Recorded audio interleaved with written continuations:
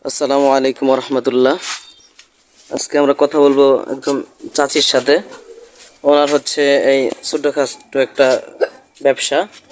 এখানে আমরা কীর্তি লিখতেছি এবং এই যে আপনারা যা দেখছেন আর কি, এই ওনার একটা দোকানই বলি, যেখানে ওনার ব্যবসার পুঁজি হয়তো 100-150 বা 200 টাকা এরকম। উনি একই সাথে এখানেই থাকেন, ছোট সংসার। ওনার একজন বৃদ্ধ স্বামী আছে। ওনারা এভাবে কষ্টের হালাতে দিন কাটায় আর কি। আনুমানিক ওনার ব্যবসার পুঁজি হয়তো 150 বা 200 টাকা সর্বোচ্চ। আমরা ওনার সাথে কথা বলবো ইনশাল্লাহ। উনি এখানে ব্যবসার পাশাপাশি এখানেই থাকেন। সম্ভবত ঘরটা ওনার নিজের না, একজনের পতিত ঘরের মধ্যে উনি থাকেন এবং এভাবে দিন কাটান। আমরা যতটুকু দেখতে পারলাম ওনার এভাবে কষ্টে আর কি দিন কাটায়। হয়তো এখানে হয়তো কয়েকটা মোলা দেখা যাচ্ছে, হয়তো এগুলি উনি রান্না করবেন রাতে বা দুপুরে। আর এটা হচ্ছে ওনার বিছানা, জীর্ণ শীর্ণ একটা অবস্থা। তো আমরা এখন চাচির সাথে কথা বলবো ইনশাল্লাহ।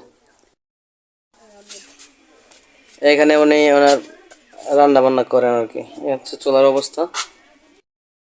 আসসালামু আলাইকুম চাচি, ভালো আছেন? ওয়ালাইকুম সালাম বাবু।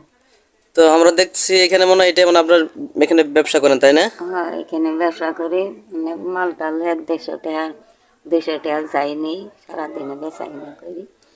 মাসে দিয়ে টিয়া দোকান ধরা করে মালিকের ঘরে দিয়া, তার কাছে যা থাকে তাই খাই। আচ্ছা, এখানে তো আপনার স্বামী আছে তাই না, বৃদ্ধ? আছে ঘুরে।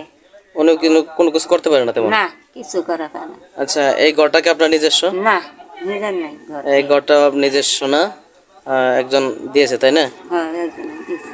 তো ইনশাল্লাহ আমরা ওনার অবস্থা দেখলাম। তো আপনাদের কাছে খুব অনুরোধ থাকবে, ওনাকে যদি কিছু হেল্প করা যায়। উনি হাত না পেতে উনি একটি হালাল উপার্জন করতে চাই। ওনার ইচ্ছা সে ওই ব্যবসাটাকে আর একটু ডেভেলপ করতে চায়। এই ব্যবসার মাধ্যমেই ওনার জীবিকা এবং বাকি জীবন এভাবে কি করতে চায়, সে কারো কাছে হাত খুব পাততে কষ্ট চায় না। দিন গেছে, খুব কষ্ট দিন যেতেছে। আপনার দিন খুব কষ্ট যাইতেছে তাই না? কষ্টই তো, সময়তে ভাত পাই, সময়তে পাই না। এরকম ও, আল্লাহ আল্লাহ নামের পাশে তার নামাজ পড়ি, ও, মাই করে দোয়া, ওনার দোয়া করে ফোন করতে মরি, তা কোনো ঠিক নেই। অসুখ বসুখ ছাড়ে না। আচ্ছা।